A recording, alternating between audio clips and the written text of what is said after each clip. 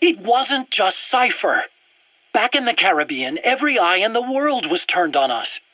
A private army, just a bunch of guys with guns, in possession of a nuke? Why wouldn't they be uncomfortable? And that's why you made sure the inspection happened. Well, I thought our best move was to prove to the UN through the IAEA that we had no nuke. Of course, I was against us having it in the first place, but that was Snake's decision. The boss wasn't responsible. Well, don't get me wrong, I still believed in Snake. I thought I was making the best decision for all of us, that's all. I figured we should get a third party to exonerate us before proof of the nuke did get out. And who better to do that than an organization with international authority? So the truth is, you took it upon yourself to agree to an inspection arranged by the UN. Only the inspection was a ruse, and Cypher's strike force, XOF, showed up instead. I had no idea that would happen. Enough bullshit! Oh, sure, like I could have known. You know, I was just trying to prove our innocence to the world. What's wrong with that? We're not interested in the excuses you've thought up. The truth is objective. Just see it from my point of view. You led XOF to the control tower. They seized it, giving them complete control over the base. Moments later, they detonated C4 on the strut legs. Anyone who'd managed to survive was hunted down by the assault force and their choppers. You can't believe I did that on purpose. That was the end of Mother Base. But it wasn't the end for you. How can you... Look, think about it. I lost something too. I built Zeke and it got buried underwater. I am a victim. That raises the big questions. Why were you the only one spared? You got away without a scratch. Why did Strangelove leave the base on the eve of the inspection? You two were close. Strangelove? And how did you manage to build something that surpasses Zeke in every way? Because you did everything they told you. You're the only one who didn't lose a thing. That is the truth. I was taken away against my will. Skullface forced me to do his research these past 9 years. He used me. I lost 9 years. 9 years. We all lost 9 years. It wasn't just you. I suppose blaming me makes you feel better, does it? But who's gonna give me back all the time I lost? You're not getting anything back. You're not a victim here, Emmerich. You're the perpetrator. I didn't know anything. Nobody can back that up. Yeah, all the evidence is at the bottom of the ocean. You know the hardest man to break. The type who's fooling himself. That takes time. It's easier to live a convenient lie than a painful truth. Is that the piece you've chosen, Doc? I'm not lying. Of course. Just let me check one or two things. On that day, you were in the control tower with them.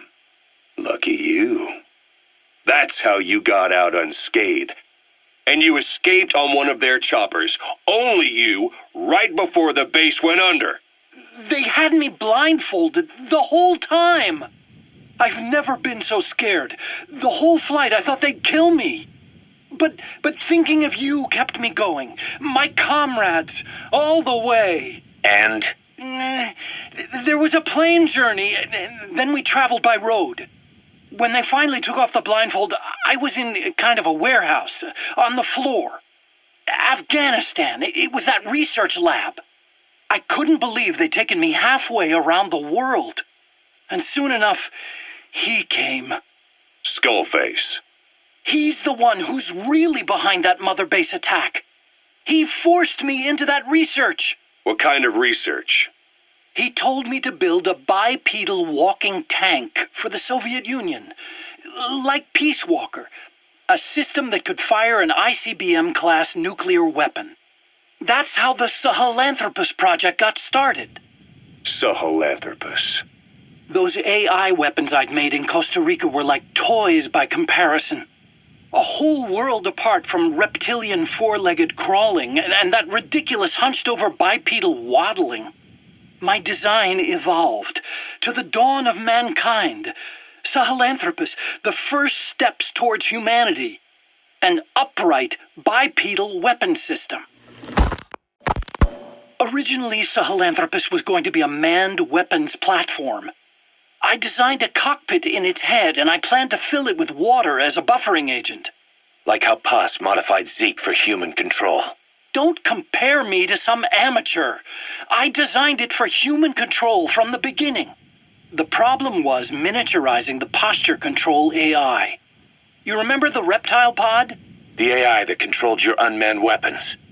Attaching it externally makes it vulnerable, so this time I wanted it beneath the armor. Meaning I had to make the AI smaller. I got it down to less than a tenth the size without any loss in computation speed. But it was still too big for the cockpit. There wasn't enough room for the pilot. If I made the head bigger, its body would have to be bigger to support it. Too big to be practical. In the end, human piloting was taken off the table. I tested a remote control system too, but there was the time lag and I wasn't satisfied with its precision either. Plus, it would be useless if the enemy jammed it. So next, I went back to trying an AI-only system. To do that, I had the AI pods recovered from Nicaragua.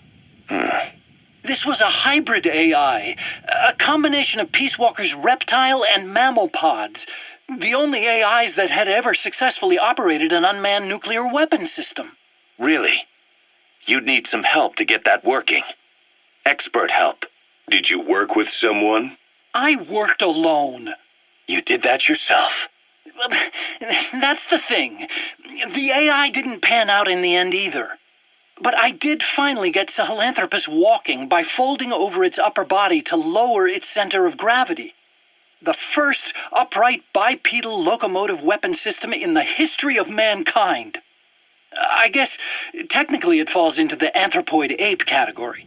I don't see the benefit of having it stand taller. On terrain with significant differences in elevation like Afghanistan, you need a body that's vertically adaptable. That also lets it attack from long range while using mountain ridges for cover.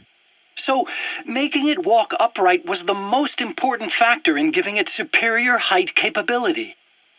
As the name suggests, that was the whole point of Sahelanthropus. But I was being pushed for results. Having the AI mounted externally would have been the fastest way to get it working. I just needed more data so it could maintain its balance. But Skullface refused to wait. He dismissed the idea of AI control and took Sahelanthropus away from me before I could finish it. But it was walking when it came after you. That's just it. I don't understand how Skullface got it to move upright, without a pilot or an AI. And walking at that speed, too. It's beyond anything I could have imagined. This is like the Wright brothers making it to the moon. I'm just as clueless as you are. So this Sahelanthropus, where is it now? I have no idea. All my experiments took place at that cave. I've never seen it anywhere else. Besides, it's still just an incomplete prototype at this point, and nothing but a paper tiger. Even if it can walk, it's far from being a viable weapons platform. It wouldn't be useful in actual battle. Emmerich will remain here at Mother Base for now, but not as a member of Diamond Dogs. I still don't trust him. That work for you? Fine by me. He can't be allowed any contact with staff either. Yeah. A lot of the guys would love some payback for 9 years ago. We still need him alive. But we have to restrict his movements. He can only go where we tell him. And of course, the interrogations will continue. He worked for that skull bastard for nearly a decade. He still has more to tell us. How long are we going to press him? If our investigation shows he really had nothing to do with the attack, we'll reconsider his place here. But I don't expect that to happen. Remember that water tank-shaped object in Emmerich's lab in the Soviet base camp? The thing that started talking to you like a possessed answering machine. That was a pod built for housing the AI used to control unmanned weapons. You remember, back in '74 in Costa Rica. It was in those machines you fought there. They were designated Pupa, Chrysalis, Cocoon, and Basilisk, and each of them was fitted with an AI unit called a reptile pod. Emmerich created it. It mainly handled the machine's posture control and autonomous behavior. But the Basilisk, aka Peace Walker, also featured a second AI pod. That one was called the Mammal Pod, and it was created by Dr. Strangelove.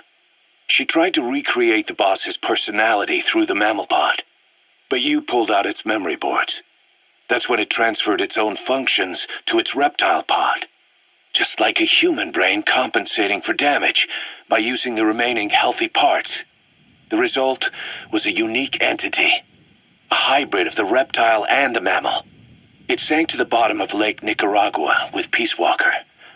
But apparently they salvaged it and transported it to that lab.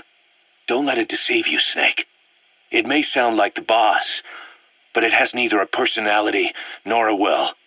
Like Emmerich says, it's just a machine.